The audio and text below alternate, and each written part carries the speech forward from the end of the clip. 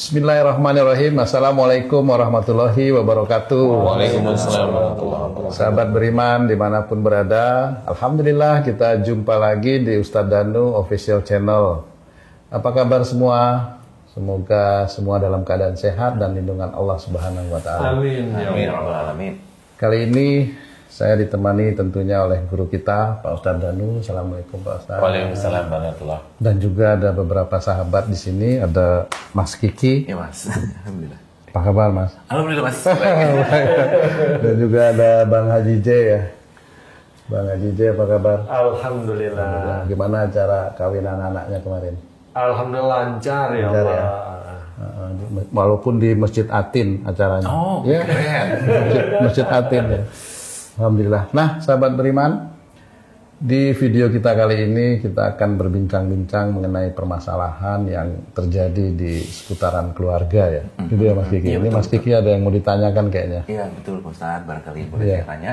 Jadi yang saya amati di Indonesia ini kan ada beberapa orang dan banyak di antara di dalam anggota-anggota keluarga ini ada yang diberikan ujian yaitu keras hati, kaku hati dan lain-lain sehingga akhlaknya mungkin tidak sesuai. Justru dia membuat keluarga lainnya itu dia marah, memendam dan lain-lain, akhirnya mungkin jadi sakit. Kemudian dia sendiri juga ditegur sakit dan lain-lain. Nah, bagaimana cara kita untuk menyikapi keadaan beliau kepada beliau ini supaya kita tidak sakit dan juga beliau juga tidak ditegur dengan sakit. Jadi karena banyak orang yang belum tahu nih masih melakukan itu mengulang-ulang setiap hari, setiap tahun mungkin dengan kata-kata atau apa yang kurang ini akhirnya dia membuat anaknya marah, memendam atau sedih atau takut tahunan tiap hari digituin, nah akhirnya sakit anaknya. Ada yang sampai mungkin wafat atau suaminya digituin atau istrinya digituin gitu, bisa sebaliknya dan dia tidak sadar karena memang pengetahuan ini kan belum banyak ya di Indonesia tahu dan kejadiannya banyak banget orang yang nggak merasa sadar bahwa dia sebenarnya perlahan-lahan membunuh anggota keluarganya sendiri. Membunuh anggota keluarga. Tapi dia nggak sadar gitu. Iya, Saya pikir, nah bagaimana kita menyikapinya demikian supaya menghadapi orang yang belum tahu, tapi dia merasa tidak salah gitu ya. Atau misalnya memperbaiki diri kita sendiri juga jangan sampai kita melakukan itu karena kita kan sayang sama keluarga kita, jangan sampai kita penyebab mereka sakit dan lain-lain seperti itu. Ya, ya ini bagus sekali nih Mas Kiki. Jadi beberapa pasien-pasien saya memang sakit itu memang dari proses berantem di dalam keluarga, marah di dalam keluarga. Saya mengamati, mempelajari, kemudian diizinkan oleh Allah Ta'ala diberi cara untuk menyelesaikan persoalan-persoalan itu. Sebenarnya persoalan itu cara menyelesaikan juga ada dalam Quran.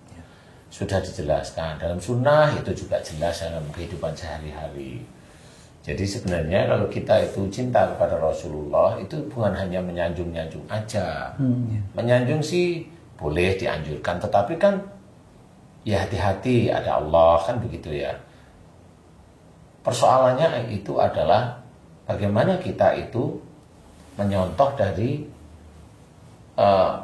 uswatun hasanah, dari contoh yang baik dari Rasulullah itu. Sebenarnya kan itu. Nah, selama ini yang saya amati banyak kajian-kajian itu diberikan itu ilmu-ilmunya saja, jadi pengetahuannya saja. Umpama diceritakan tentang keluarga yang sakinah, keluarga yang saling pengertian, titik di situ. Jadi tidak sampai mendalam ceritanya, istilahnya. Kemudian sabar ya, hanya cuma sebatas sabar saja.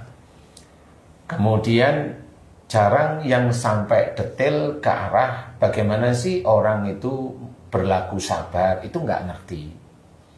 Karena kadang-kadang yang memberikan ilmu itu pun sebenarnya juga gampang tersinggung. Jadi dia nggak tahu bahwa ada orang di luar sana itu yang melihat, mengamati gitu. Jadi, nah untuk keluarga-keluarga yang seperti itu, saya belum menceritakan yang langsung ditanyakan Mas Kiki, tetapi bagi kalangan muda, bagi kalangan yang belum nikah atau nikah awal ini sebaiknya belajar beneran agama, kan gitu ya.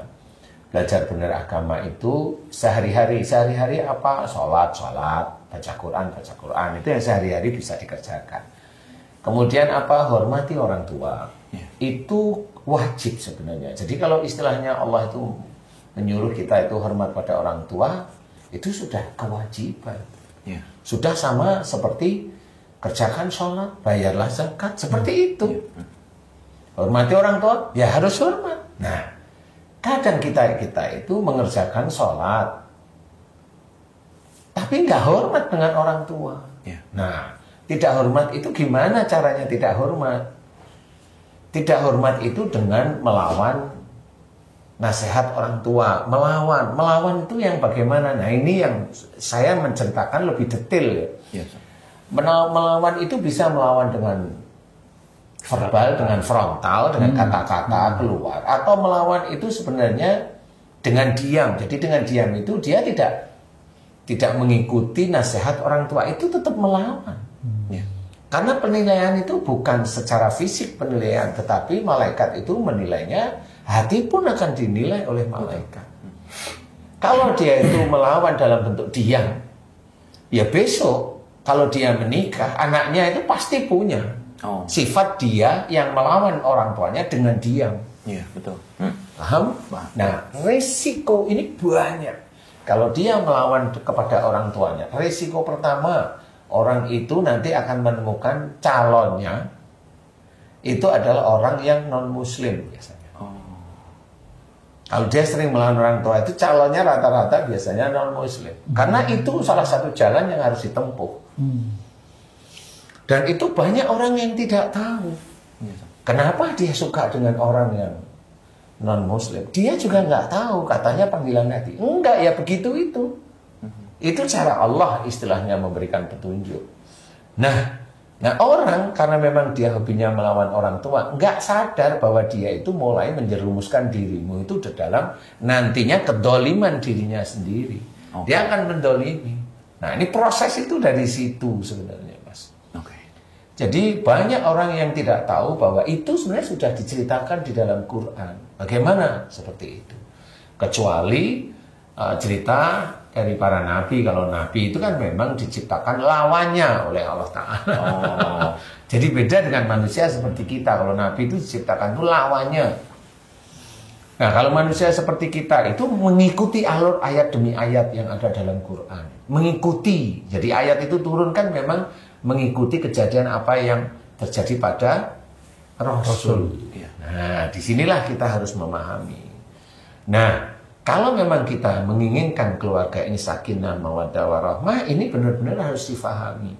Nah, pelajaran memahami inilah yang kalau betul-betul kita berikan, kita jalankan setiap hari karena Allah, itu menjadi pahala. Pahala itu nanti di akhirat, dan pahala dunianya apa? Allah menunjukkan jalan untuk menjadi dia keluarganya besok itu sakinah paling tidak. Itu petunjuk dari Allah seperti itu. Wong kita itu setiap hari juga berdoa, tunjukilah saya jalan yang lurus. Allah memberikan jalan, tapi kadang-kadang orang manusia-manusia itu yang muslim khususnya tidak paham bahwa itu adalah petunjuk dari Allah. Dia hajar aja itu, saya nggak suka yang itu. Padahal itu petunjuk Allah. Nah, kekakuan hati yang sudah muncul sejak dini itulah akhirnya ke bawah di keluarga. Kalau umpamanya dia kaku dulu sama orang tua, kemudian dia diciptakan kaku anaknya cewek, yang dia suka sama laki-laki non-muslim, bagaimana sekarang jawabnya? Ayo, mau nyalain siapa sekarang? Mau nyalain siapa sekarang? Betul. Nah, orang nggak tahu di titik ini. Emang selama ini yang saya amati, itu orang-orang itu kalau ada kejadian sekarang itu yang diuplek-uplek itu kejadian sekarang. Padahal Allah itu sudah menuliskan kejadian sekarang itu terjadi karena dulu. Loh, kenapa karena dulu? Lah kan sudah diceritakan, wa ma asabakum min musibatin fa bima kasabat aydikum. Apa saja musibah yang kau terima saat ini disebabkan dari buah tanganmu. Yang jelas. Kan buah tangan kan nggak mungkin besok, kan dulu. Betul. Sudah tercatat oleh para malaikat, dan malaikat itu melaporkan pada Allah, kemudian Allah menentukan takdir demi takdir yang katanya ada takdir harian. Kata Ada orang-orang dakwah itu loh, ada takdir harian, ada takdir mingguan, ada takdir bulanan, kan seperti itu. Nah, inilah yang terjadi sebenarnya. Bukan takdir dapat uangnya, jangan. Takdir orang muslim itu kalau takdir dapat uangnya yang digembar-gemborkan. Coba takdir dia itu sakit, gembar-gembor nggak? Gimana cara menyelesaikan sakitnya? Betul. Gimana cara menyelesaikan? Ini Ustadz, anak saya itu suka dengan orang non-muslim umpamanya. Lah itu gimana caranya? Akhirnya pakai hipnotis, pakai cara-cara siluman, pakai cara-cara ini. Bagaimana cara ilahiyah? Nggak tahu. Cara ilahiyah itu malah yang kembali ke zaman dulu yang dia sering melakukan dosa. Itu cara-cara Allah itu seperti itu. Kembali yaitu dengan tobat. Lah kan sudah dijelaskan dalam Quran. Cuma orang itu maunya instan. Anak saya gimana caranya nggak dengan itu? Ya. Kan seperti itu. Bagaimana anak saya sakit? Gimana? Ini sudah katanya imun nggak ada obatnya. Kalau saya masih senyum-senyum aja. Iya, kalau menurut ilmu kedokteran imun nggak ada obatnya. Kalau di Islam ada sudah banyak kok ditulis. Ya. Disinilah kita harus memahami bahwasannya yang terjadi saat ini kekakuan orang tuanya itu bisa menjadikan kematian anggota keluarga yang lain. Saya jawab, insya Allah iya. Karena ayahnya kaku, keras sama ibunya, dia jengkel si anak cewek ini. Ini saya cerita karena memang saya pengalaman dengan para pasien. Si cewek ini jengkel sama ayahnya. Walaupun saya lihat si cewek ini dia emosionalnya nggak terlalu tinggi tapi marah sama ayahnya. Dia kenanya apa? Pada saat ketemu sama saya, kenanya apa? Kanker ovarium. Ada yang kanker leher rahim. Banyak kasus seperti itu. Karena apa? Emang orang tuanya seperti itu. Nah, yang seperti itu tidak pernah orang tua muslim itu memahami kenapa anak saya seperti itu. Dia hanya cuma bagian bahwa anak saya ujian untuk saya. Iya, ujian yang mana? Karena kesalahan yang mana maksudnya bisa jadi mana orang tahu kesalahan yang mana? Nah, itu dia. Dia hanya bilang ujian. Ujian kan belum tentu orang muslim itu bertanya di dalam hatinya kesalahan saya yang mana, walaupun itu ada, tapi sangat kecil. Banyak saudara kita yang nggak mau, bukan tidak mau disalahkan, tidak mau berkaca, tapi dia selalu bilang ayo muhasabah, tapi nggak mau berkaca. Itu kalau dia selalu bilang ayo muhasabah, tapi tidak pernah berkaca dengan keadaan, itu dianggap oleh Allah Ta'ala munafik. Itu Allah yang menganggap. Kalau saya memberikan ilmunya saja, itu munafik. Kamu jangan bilang gitu. Ayo muhasabah itu betul, muhasabah itu evaluasi dari kesalahan-kesalahan dulu. Kalau evaluasi iman nggak usah dipikirin, iman malah jadi sombong nanti. Berarti itu Pak Ustadz, maaf Pak Ustadz, itu catatan-catatan yang terhadap perbuatan kita itu bukan hanya nanti ditunjukkan di akhirat, tapi di dunia dalam kita hidup ini sudah mulai diperlihatkan sebenarnya oleh Allah itu. Iya, kalau kita mau memahami itu ya Pak Ustadz. Iya, makanya sebenarnya pendalaman tentang agama ini sangat-sangat jarang. Jadi orang itu selalu disodorkan, oh kamu masuk surga, oh kamu sedekah masuk surga. Orang sedekah kok langsung bilang, oh kamu masuk surga. Itu nggak boleh. Dia nggak tahu sedekahnya berapa kali, bohongnya berapa kali, sedekahnya itu nyuri apa enggak. Niat sedekahnya juga. Wah, niat sedekahnya untuk apa? Nggak boleh seperti itu. Jadi kalau orang yang baik, sedekah ya jalankan semuanya karena Allah, satu. Dari harta yang halal, yang thayyib, dua. Kan gitu ya. Semuanya itu harus dinilai. Mudah-mudahan nanti amal solehmu diterima oleh Allah, itu yang benar. Tapi kan nggak bisa kamu masuk surga. Nggak bisa. Kamu sedekah, kamu nanti dapat balasan. Kalau masih dapat balasan, masih benar itu ngomong gitu. Waktu dia sedekah, kamu nanti kaya. Lah itu yang nggak boleh seperti itu. Jadi memastikan itu nggak boleh seperti itu. Nah, kebanyakan orang-orang itu orang muslim itu aja yang cari. Orang muslim itu harusnya melakukan semua yang dikerjakan di dunia ini semata-mata karena Allah. Tetapi kebanyakan ngajarinya itu melakukan ibadahnya rata-rata hanya untuk dunia. Contoh, orang baru hijrah, ini hanya contoh loh Mas. Baru hijrah, dia langsung ngomong, musik haram. Ini baru hijrah dari musik. Dia langsung ngomong beberapa bulan, musik itu haram, mengajak orang untuk minum-minum ini. Baru hijrah. Lah hijrahnya dia itu dapat ilmunya seberapa? Kan belum banyak. Baru dia dapat ilmunya dari gurunya. Oke, nggak ada masalah. Tapi dia sudah taubat belum? Pada saat dia dulu jadi pemusik, dia ngajak orang itu berzina terus. Dia ngajak orang itu minum minuman keras terus. Kalau dia ngajak tiap kali dia manggung, dia ngajak jutaan, emang dia tobat sekali cukup? Iya, betul. Pakailah otak. Jangan terus akhirnya nyalain saudara yang lain yang belum hijrah. Gak perlu. Kalau saya mikir, kamu sendiri itu belum tentu kamu hijrah itu bisa langsung masuk surga. Iya. Loh, itu kan sudah diceritakan umpamanya. Oh, itu kan sudah diceritakan kalau hijrah itu pasti masuk surga. Tidak.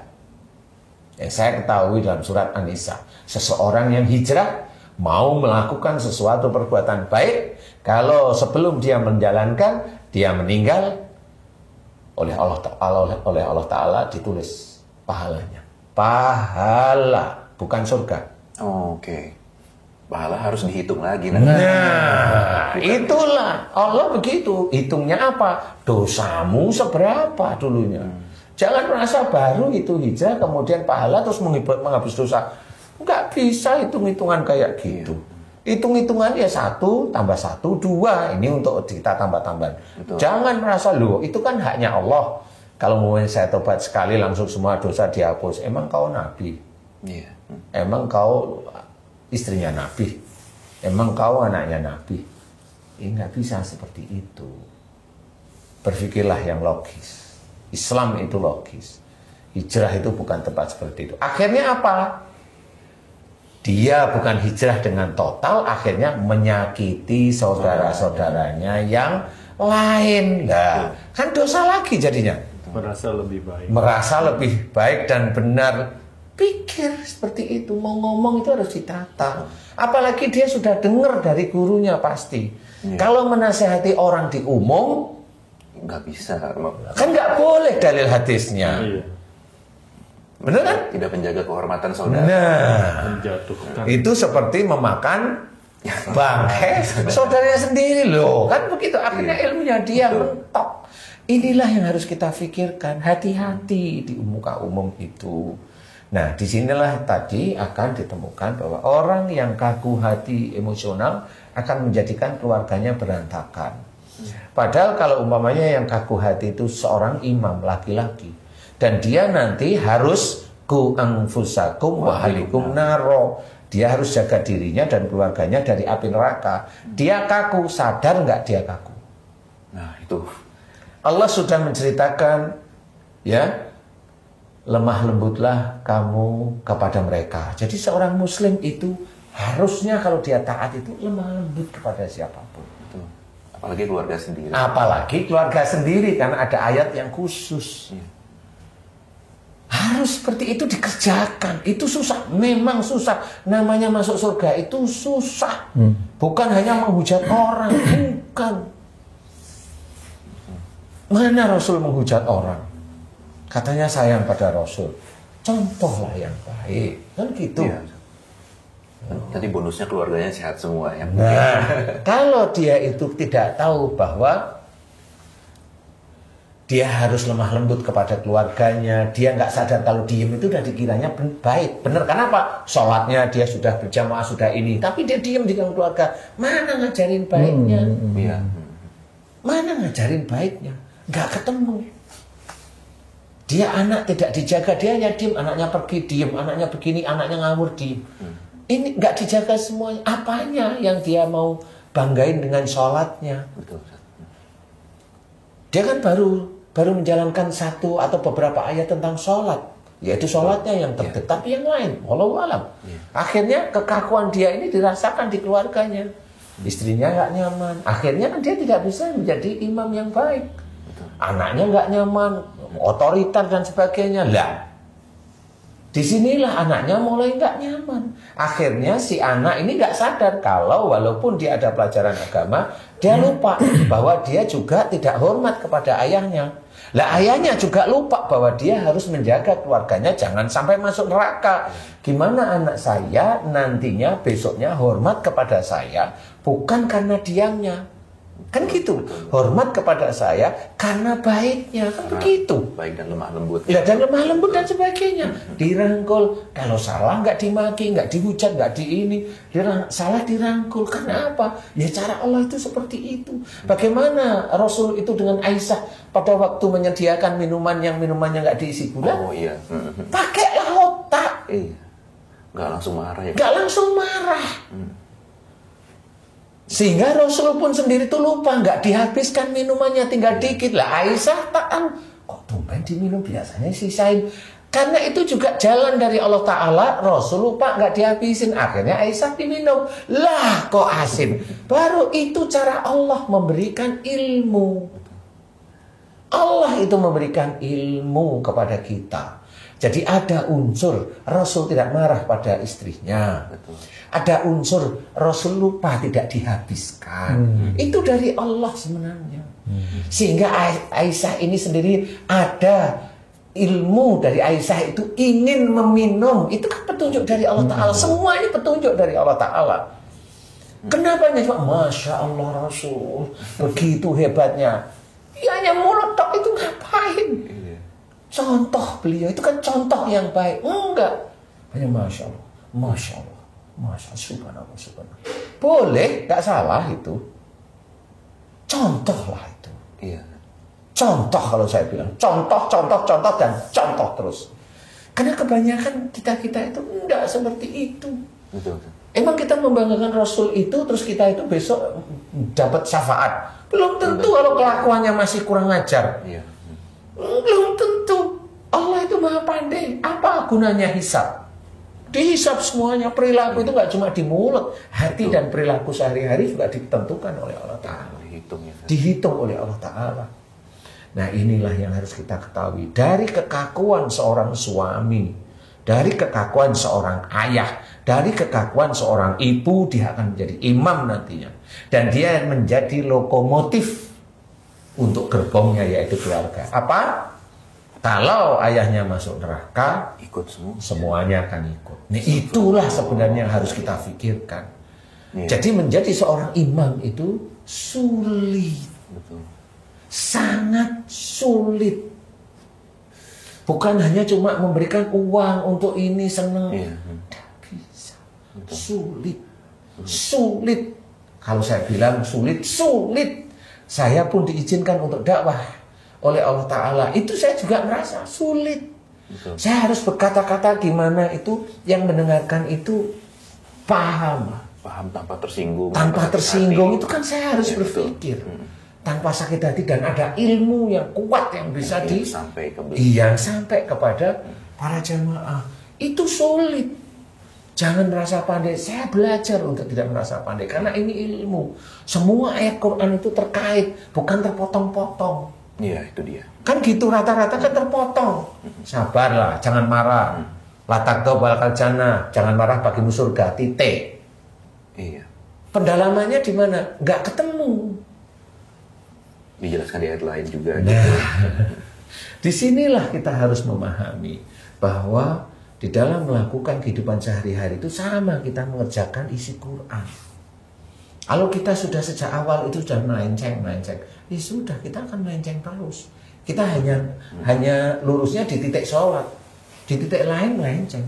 Wong kita sendiri itu ngecek saudara kita yang lain itu nggak boleh kok. Iya betul. Betul ya? Betul. Nah itu kalau kita itu di taklim itu ngecek seseorang saudara kita, nggak boleh. Menjatuhkan kehormatan. Iya itu nggak boleh. Justru contohnya harus menjaga kehormatan. Harus menjaga kehormatan kalau itu saudara kita. Betul. Iya kan? Karena disinilah yang harus kita ketahui bahwa si imam yang kaku, arogan ini akhirnya menjerumuskan dirinya dan keluarganya ke dalam neraka. Dia nggak bisa menjalankan ku anfusakum wa alikum naro. Dan di dunia dia bikin sakit dirinya. Dan padahal kalau dia bikin sakit, ayat yang lain ada. Wala nudikannahu minal adabil adna dunnal adabil akbar. la'allahum yarji'un. Ayat yang belakang ini kuncinya la'allahum yarji'un. Dan Allah akan memberikan kepada mereka siksa kecil di dunia sebelum siksa besar di akhirat. Jadi orang harus berpikir siksa kecil di dunia untuk seseorang itu siapa ya? Apa ya? Siksa kecil untuk orang. Berarti kan yang nggak nyaman di tubuh. Yang nggak nyaman di tubuh itu apa? Sakit berarti. Karena hubungannya dengan siksa besar di akhirat. Lah siksa besar di akhirat itu apa? Berarti masuk neraka lah. Yang masuk neraka yang disiksa apa? Tubuh. Berarti kalau di dunia itu siksa kecil berarti sakit. Berarti seorang manusia muslim, kalau saya bilang muslim, kalau dia sakit di dunia dan dia tidak kembali ke jalan Allah, tadi la'allahum yarji'un ini adalah kuncinya. Agar mereka kembali ke jalan yang benar. Kembali ke jalan yang benar. Agar mereka kembali ke jalan yang benar. Ke jalan yang benar itu Quran dan Sunnah. Berarti orang yang sakit diberi siksa kecil di dunia ini, dia harus kembali pada Quran dan Sunnah. Sudah diceritakan, wa ma asabakum min musibatin fa bima kasabat aydikum. Apa saja musibah yang kau terima dari perbuatanmu sendiri. Berarti kalau sakit harus diterima, itu dari perbuatan kita. Berarti kalau itu dari perbuatan kita, Allah menceritakan ayat yang lain. Wasari'u ila maghfiratin min rabbikum, bersegeralah kamu ke dalam ampunan Tuhan. Keampunan Allah ini jelas, ini sudah dijelaskan banyak sekali. Ini berkaitan. Kenapa mau disuruh mohon ampunan? Karena ada kesalahan, ada dosa. Wa tubu ilallahi jami'an ayyuhal mu'minun. Ini sudah dijelaskan. Dan bertobatlah kita kepada Allah. Kita disuruh bertobat kepada Allah Ta'ala, orang-orang yang beriman. Kita yang beriman disuruh tobat. Kenapa? Orang yang beriman itu masih ada kesalahan, masih ada dosa. Seorang pendakwah itu tetap masih ada salah dan dosa di hadapan Allah Ta'ala. Kalau dia tidak merasa ada dosa, dia sudah seperti malaikat. Iya kan gitu ya. Nah, inilah yang harus kita ketahui, bahwasanya bagaimana kita memahami hidup di dunia ini adalah alat untuk mencapai surga. Alat. Nah, alatnya ini harus kita selesaikan satu-satu. Lintalahum tadi lemah lembut kepada mereka, ayolah lemah lembut kepada istri, kepada anak-anak. Walaupun kita itu memberikan titipan nikmat dari Allah Ta'ala kepada istri, kepada anak-anak, ya jangan arogan. Yes, benar. Kan begitu ya. Yes, si istri tahu suaminya juga kerja untuk dia, untuk anak-anaknya, hormatlah kepada suami. Lah ini kan begitu akhirnya. Si anak-anak juga seperti itu. Nanti ini keluarga ini benar, sakinah, mawaddah, warahmah. Ini yang kita doakan. Jadi kita bentuk. Jadi doa itu enggak tuh, ya Allah berikan aku rezeki itu nongkrong di kamar, enggak ada uangnya. Kecuali dia punya tuyul sama kuto hijau ya. Dan disinilah yang harus kita ketahui. Kesulitan kita sebagai seorang muslim ini adalah untuk mencapai akhirat itu, di mana akhiratnya ini surga. Kalau akhiratnya sendiri itu sudah jenjangnya begitu.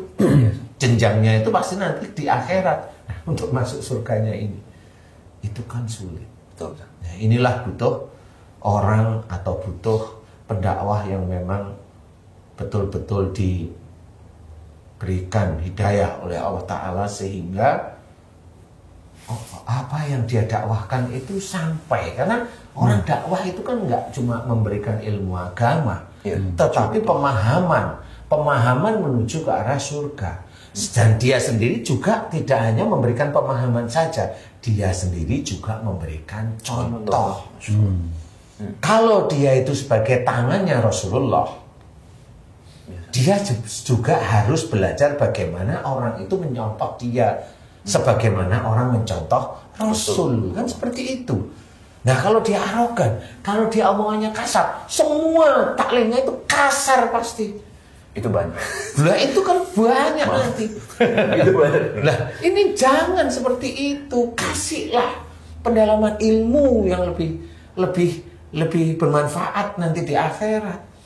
Bukan maunya saya ngomong benar, nggak urusan dia itu nerima atau enggak. Lo kan nggak seperti itu. Iya, itu dia. Kan kebanyakan begitu, nggak urusan. Jadinya nah, iya, kan nggak boleh seperti itu. Sama-sama Muslim, kenapa harus seperti itu? Kenapa Muslim? Kenapa dia itu merasa dia dirinya yang dia bener aja, dalilnya dia bener aja? Loh, Enggak seperti itu. Kalau itu sudah saudara, dilihat caranya, dia Allahnya jelas siapa, yang jelas nabinya siapa, kitabnya apa, kemudian dia mengimani tentang iman yang sudah dijelaskan. Itu saudara kita. Kenapa kita itu harus memusuhi karena beda pendapat ringan sebenarnya? Iya benar. Itu pendapat ringan aja. Nah, inilah yang akhirnya di titik inilah fitnah Dajjal itu muncul. Jadi sudah saling memfitnah antara muslim satu dengan muslim yang lain, taklim yang satu dengan taklim yang lain. Muslim yang baik dihujat oleh muslim yang merasa dirinya lebih baik dan benar. Ini fitnah Dajjal itu sudah muncul. Walaupun orang itu dia baca surat Al-Kahfi, dia lupa kalau dia sendiri yang menyebarkan fitnah Dajjal itu di situ. Nah, ini yang tidak paham. Fitnah Dajjal itu bukan dari orang-orang yang non-Muslim. Dia nyusup ya dibisikannya itu nyusup sehingga dia sendiri melakukan rencananya dari Nah, itu. Nah, inilah yang harus kita sadari. Nah, ini harus kita ketahui ya dari awalnya dari keluarga kita dulu. Makanya carilah kajian dari orang-orang yang baik, dia bisa memberikan contoh, ya. Jangan yang hanya keras. Ya jangan, ya keras sih boleh tapi ya jangan. Keras itu nanti kalau mau perang boleh lah ya. Tapi kalau nggak perang lu ngapain keras? Kan begitu. sama saudara ngapain sekeras itu? Lah, kan, kalau umpamanya dengan saudara kenapa keras umpamanya? Kan nggak perlu juga.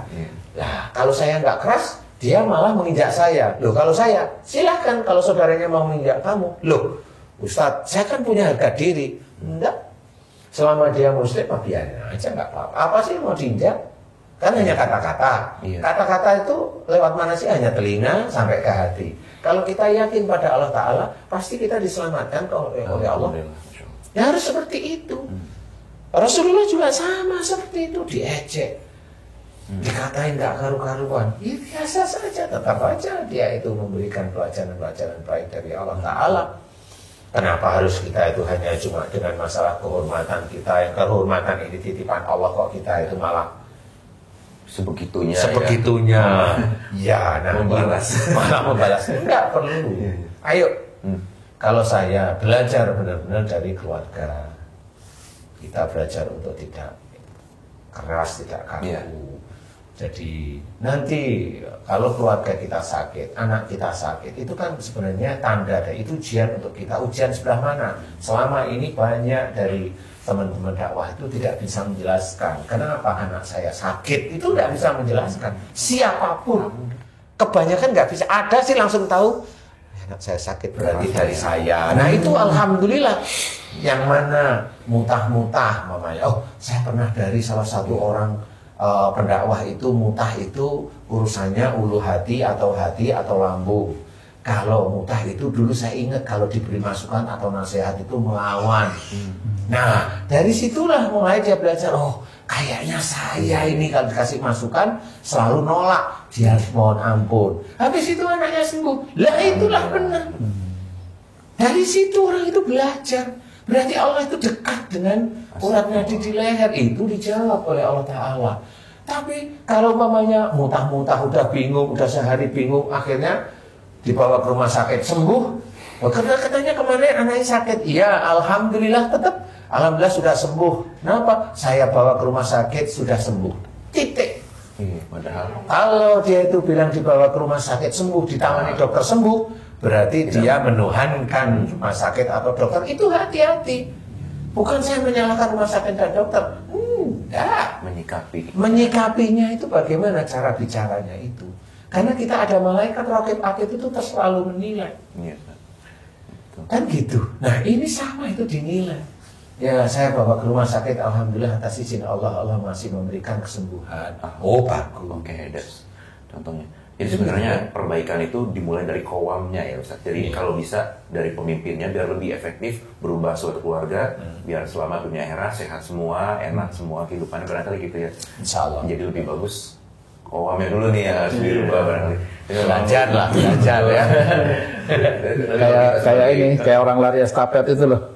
Misalnya kalau saya mau anak saya menerima takdir yang baik, berarti saya sendiri harus merubah diri saya menjadi baik dulu agar anak saya tidak mendapatkan ujian dari apa yang saya lakukan, keburukan yang saya lakukan, kira-kira gitu. Iya, memang seperti Masya Allah. Itu kayak estafet kalau mau finish tuh yang keempat, kita harus cepet larinya, terus nyambut lagi. Kalau kita lambat nggak mungkin seterusnya menang. Jadi kita dulu yang lebih baik. Seperti itu. Jadi takdir itu emang benar bisa kita buat sendiri ya. Contohnya kalau kita melakukan keburukan, akhirnya anak cucu kita itu akan menerima akibat dari keburukan yang kita lakukan. Sebenarnya takdir itu kita yang membuat itu betul, tapi Allah yang mengesahkan. Betul. Jadi sebenarnya itu semuanya ada dalam Quran. Kalau orang itu dia sholat, tapi dia perilakunya begini-begini, dia pasti nanti dapat takdirnya agak belok. Tapi nanti kalau dia sholat, dia ibadahnya begini, kemudian dia imannya itu nggak kuat, tapi ikhtiarnya kenceng. Bisa aja nanti ikhtiarnya kenceng, yang dia inginkan kan hartanya banyak, nggak dikasih sama Allah Ta'ala.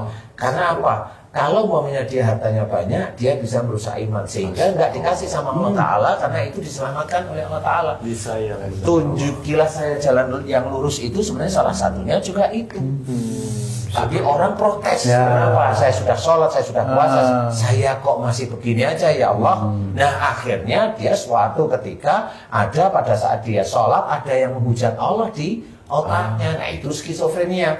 Banyak masalah-masalah penyakit yang berhubungan dengan kehidupan seseorang itu sehari-hari. Dan inilah sebenarnya dia merencanakan takdirnya sendiri. Allah tinggal mengesahkan aja. Kun. Kan gitu, jadi kan gitu. Salah sendiri kan nggak bisa dia nyalain Allah Ta'ala, karena semuanya itu sudah diceritakan dalam Quran. Nih kalau kamu menceng ini, kalau kamu imannya sekian, ini kalau imannya tinggi, kamu amanahnya kurang, kamu ini nanti dapatnya yang ini. Itu kan dia bikin sendiri sebenarnya. Tapi kalau dia ingin bikin baik beneran, ya luruslah kan gitu. Cari yang benar-benar. Orang yang memberikan kajian pemahaman ilmu agama itu benar-benar jelas, tidak ngambang-ngambang begitu. Ngambang itu maksudnya itu kan kalau sedekah kaya, itu kan ngambang menurut saya. Kalau sedekah tolak bala, itu ngambang menurut saya. Kalau memang diharapkan sedekah itu bisa menolak bala, iya, tapi kan kita tidak tahu. Yang mau ngenain kita itu bala atau sesuatu yang memang kita tidak tahu, kan nggak tahu kita. Padahal kita punya persepsi sendiri, padahal Allah tidak memberikan persepsi itu pada kita. Ya akhirnya kan itu persepsi kita. Sehingga pada suatu ketika apa yang kita kerjakan nggak sesuai dengan persepsi, protes. Protes nggak cuma di mana-mana, protes ya di YouTube dikeluarin. Saya sudah ini ya protes. Lah memang ajarannya nggak seperti itu, makanya dia protes. Lah kan kenapa? Saya ngikutin dia, saya ngikutin orang top ini. Lah kan belum tentu benar itu. Tapi yang dia lihat dan dia tahu aja di belakang itu ada dia kebaikan lainnya, dia mungkin nggak tahu dan dia nggak lakukan, makanya nggak dapat. Jadi dia lihat gitu. Padahal di belakangnya ada kerja keras atau apa, doa yang dia pahala sedekah itu kan Allah yang menentukan, bukan kita yang mengharuskan Allah menjadikan memberikan itu. Betul. Karena pada saat mamanya kita bersedekah, pahalanya itu bisa aja keilmuan agama kita itu lebih tahu. Nah ini dia. Akhirnya akan diberi pahala, wujudnya apa? Hidayah. Itu kan lebih mulia daripada hanya cuma sekedar balasan sedekah materi. Betul. Mulia itu benar-benar nanti di akhirat. Kalau materi itu dia benar. Justru pada saat kita sudah meninggal di dalam kubur kita, begitu kita tahu dulu kita pernah diberikan hidayah untuk sholat, itu jauh lebih berharga daripada kita tahu dulu kita dapat uang berapa miliar gitu ya. Karena terus kita tidak gunakan untuk kebaikan gitu. Jangan miliar lah, jangan miliar. Yang sekian juta saja. Mereka tetap ngiler. Yang sekian juta juga yang manfaat. Iya. Kayak gitu jadi paham juga. Haji. Mas Gigi harus sering datang nih Ustaz ya.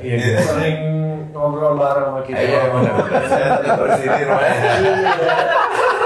Ini banyak nih, selain rumah tangga tadi kerjaan juga banyak. Iya betul. Iya benar. Misalnya bos kita kan ya mungkin apa? Jadi kita di industri ya pertelevisian dan lain-lain, entertain lah, entertain dan lain-lain. itu menghadapi kan banyak yang atasan kita yang keras banget gitu ya Mas ya, masih pengalaman pasti kan.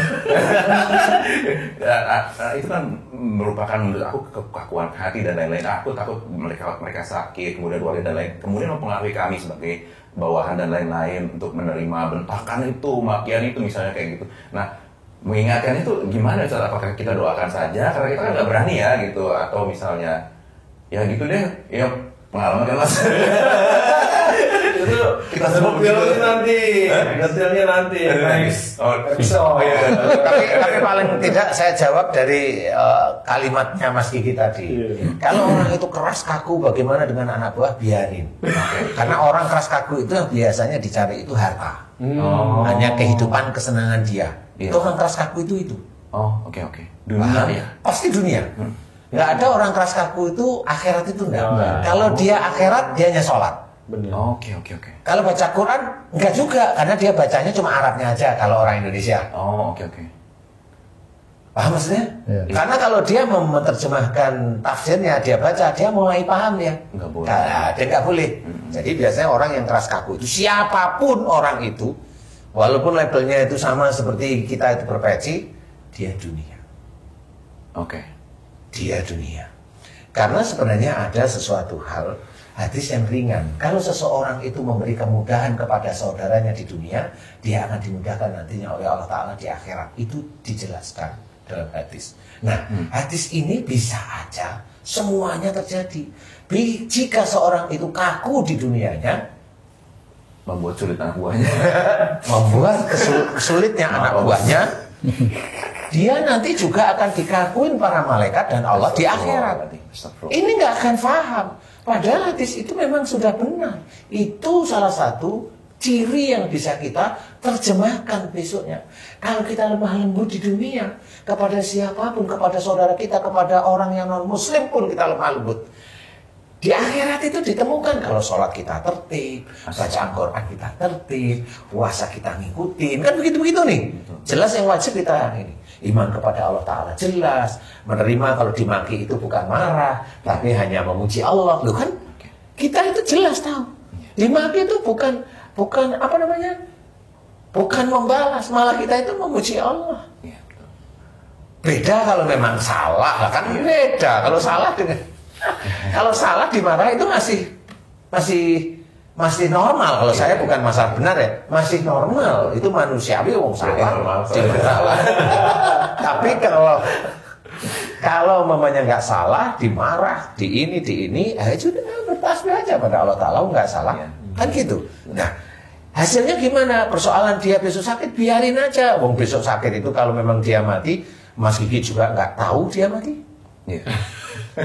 Kan gitu. Maksudnya doain apa enggak paling sama itu kan gitu. Paling telah meninggal dunia 3 hari yang lalu bapak ini atau ibu ini momennya. Oh ya sudah. Bisa aja malah orang itu oh ya dia sudah mendapatkan pahalanya sendiri. Malah gitu ya sudah. Enggak apa-apa. Betul. Jadi kemarin saya didebat sama kan aku ajarin ke anak aku. Kalau nanti ada yang salah kamu, menzolimi kamu atau ini, itu kan kita maaf. Pertama Quran bilang maafkan, kemudian minta tolong, ya Allah ampunkan, dan tolong diselamatkan. Enak banget dong, kalau enak banget. Keadilannya di mana? Gitu. Nah, orang itu berarti agamanya kosong. Anaknya. Makanya aku jelasin. Iya, agamanya masih kosong. Perlu dia diajarin sholat. Karena dia jarang baca Qurannya. Iya. Karena memang belum ngerti. Saya bilang kosong itu dia hanya sholat. Dia hanya puasa. Dia hanya sholat, hanya puasa, baca Quran hanya Arabnya. Sehingga dia tidak membaca komplit. Kalau membaca komplit nanti tetap ketemu kok. Tetap betul. Hidayah itu jelasin, ketemu. Ustaz. Gini, adilnya Allah tuh gini. Kita yang dizolimi kemudian marah dan mendem aja, Allah tegur pakai jadi sakit di sini mungkin ya. Apalagi orang yang menzolimi kita itu nggak akan lolos sedikit pun dari teguran Allah. Iya. Jadi disitulah keadilannya, nggak akan lolos sedikit pun walaupun kita tidak membalas secara langsung. Benar. Kalau saya tambahi, Iya, Ustaz. kalau disakitin nggak usah mendem marah. Oh iya. Memuji Allah aja lah. Kenapa? Nanti kalau memuji Allah, nanti Allah akan memberikan rezeki di tempat lain. Lo kan seperti itu. Nah itu solusinya begitu, bukan masalah Allah aja. Enggak perlu. Enggak perlu ya marah atau protes. Enggak perlu. Karena apa? Loh, kita itu kan sudah dijelaskan. Tunjukilah saya jalan yang lurus. Betul. Nih. Kalau memang kita itu tahu bahwa semua kehidupan kita itu ujian, berarti yang kita hadapi itu adalah ujian. Kalau sudah banyak orang-orang yang dakwah itu bilang ujian itu untuk meningkatkan iman, kan gitu? Iya. Saya tambahin lagi, kalau lulus. Iya gitu. Iya, harus dengan kalau lulus. Iya. Loh kalau lulus itu ditambahin enggak, tetap kalau lulus. Kalau kamu enggak lulus ya enggak. Kalau lulus ya itu meningkat imannya. Karena apa? Ngerti. Karena ujian yang kita hadapi itu tidak kita dengerin. Hadapi itu berarti kita selesaikan. Harus ujian itu kita selesaikan. Kalau Allah memberikan ujian bagaimana susahnya cari uang dan pada saat susah dia dimaki orang, itu Allah itu akan memberikan petunjuk, akan diberi jalan nantinya kalau kamu bisa lulus menghadapi itu. Amin. Lulusnya adalah dengan memuji Allah dan terima cacian itu dengan lapang dada. Itu dianggap oleh Allah Ta'ala lulus. Tunggu aja. Amin. Kan gitu. Tapi banyak orang muslim yang diuji oleh Allah Ta'ala dengan sakit, nggak mau berikhtiar tobat. Tobatnya kalau dokter sudah bilang nggak ada harapan, baru dia Astagfirullah. manggil para ustadz datang suruh doain biar sembuh. Kalau saya mau nggak seperti itu caranya. Iya. Harus sejak dini itu belajar biar nanti kalau ada kesulitan diselesaikan oleh Allah. Yang nyelesain kesulitan kita itu bukan kita kok. Benar. Benar gak sih? Benar. Yang menyelesaikan kesulitan itu siapa? Allah. Tapi bagi Pak Haji J, yang nyelesain kesulitan itu kadang-kadang Pak Haji J sendiri. Kesulitannya, ngepel. Selesain dia ngepel. Nah, selesai juga. Betulin pintu. Diselesain juga. Selesai. Apa itu ya? Mereka ada. Permaisuri. Nggak tahu. Mesti sering-sering datang sini dah. Oh iya, siap. Kok nggak jawab sih? Jadi intinya kita harus paham ujian itu memang selalu ada di depan, di sekitar kita. Kita selesaikan dengan baik. Yes. Jangan karena kita tidak suka dengan dalil yang orang lain, di mana dalil itu sebenarnya kita tidak tahu, jangan bilang haram itu, oh nggak boleh. Yeah. Kalau dia lihat, kita lihat, oh, itu yang dilakukan masih benar, masih ini, masih. Oh dia hanya salah biasa aja sebagai seorang manusia. Ya sudah, gak apa-apa, biarin aja, namanya manusia salah itu normal kok. Bukan kita yang hebat-hebat aja, karena takutnya besok nggak taunya orang yang sukanya menyalahkan orang lain itu malah dibuka aibnya seseorang. Astagfirullahaladzim. Nah itu seperti itu bisa mas, Iya. bisa itu. Memang dia tidak merasa, tapi ya nanti akan terbuka. Makanya kita jangan sampai seperti itu. Belajar, ayo belajar. Jangan keras, jangan kaku, jangan emosional. Jangan merasa kalau momennya kayak Pak Haji J di rumah. Ya kalau Pak Haji J saya salut sama Pak Haji. Pak Haji J imam, tapi dia tidak merasa seperti imam kalau di rumah. Rendah hati barangkali beliau. Rendah hati Itu loh. salah. Imam tapi nggak merasa itu salah. Maksud saya itu mau cerita bisa sangat rendah hati. Nah, istilahnya itu zuhud sekali gitu.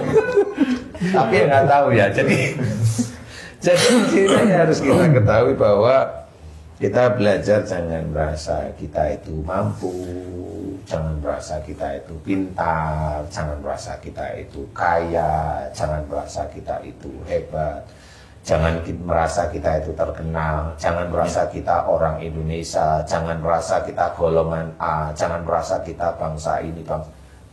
Allah tidak melihat itu. Kenapa? Coba kita lihat satu ayat. Inna akramakum indallahi atqakum, itu kan sudah dijelaskan bahwa yang mulia di hadapan Allah itu adalah yang takwa, bukan bangsa. Jadi kalau masih ada orang dengan bangsa tertentu masih gaya itu, ya dia gaya aja.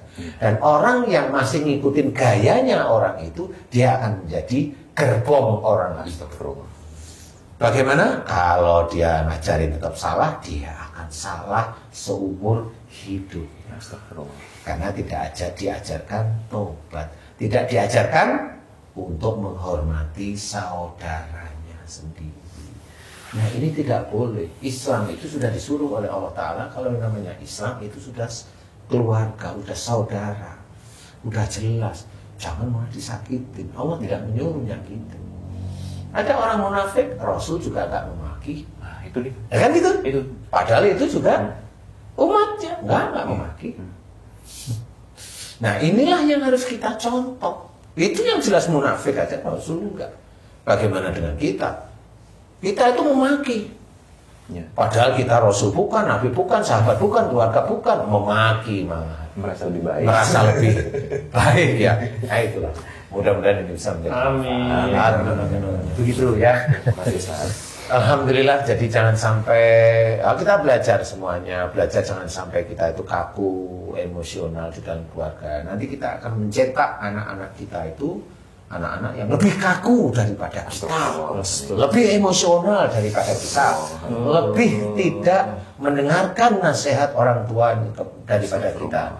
Makanya ayo sedini mungkin kita taubat pada Allah Ta'ala. Manusia tempatnya salah, manusia tempatnya salah. Jadi kita harus benar-benar belajar. Dari sini mudah-mudahan bisa menjadikan pengalaman kita. Sehingga kita senantiasa betul-betul ditunjukkan oleh Allah Ta'ala jalan lurus untuk kita. Amin. Amin. Karena jujur kalau umpamanya kita mengucap ayat tersebut setiap kali kita sholat, jujur kalau boleh saya itu mengajak berpikir. Kita itu sebenarnya sudah diberi jalan dengan ujian yang ada di sekitar kita oleh Allah Ta'ala, tapi tidak pernah tahu bahwa itu salah satu jalan menuju jalan yang lurus. Jarang sangat tahu. Hanya ego kita ini yang memilih itu, memilih ini karena dunia. Karena kelihatan hebatnya, kelihatan itu kan kita. Nah itu manusia. Tidak esensi keilmuan beneran, tidak dilihat orangnya. Hanya dilihat formnya aja. Nggak bisa seperti itu. Ayo kita belajar. Mudah-mudahan ini bisa menjadikan kita nanti digolongkan orang-orang yang senantiasa bisa mensyukuri semua hal yang kita terima dari kehidupan kita dari Allah Ta'ala. Amin. Amin. Ya Allah. Cukup kira-kira? Iya, makasih. Puas ya? Wah, mantap. Puas banget. Terima kasih Pak Ustadz Danu penjelasannya. Terima kasih Mas Kiki, Pak JJ. Nah, sahabat beriman dimanapun berada, waktu jualah yang memisahkan kita ya pada pembicaraan kita kali ini. Mudah-mudahan bisa memberikan banyak manfaat untuk meningkatkan keimanan dan ketakwaan kita pada Allah Subhanahu wa Ta'ala. Sampai jumpa pada konten-konten kami yang berikutnya. Wassalamualaikum warahmatullahi wabarakatuh. Waalaikumsalam warahmatullahi wabarakatuh. Alhamdulillah. Alhamdulillah.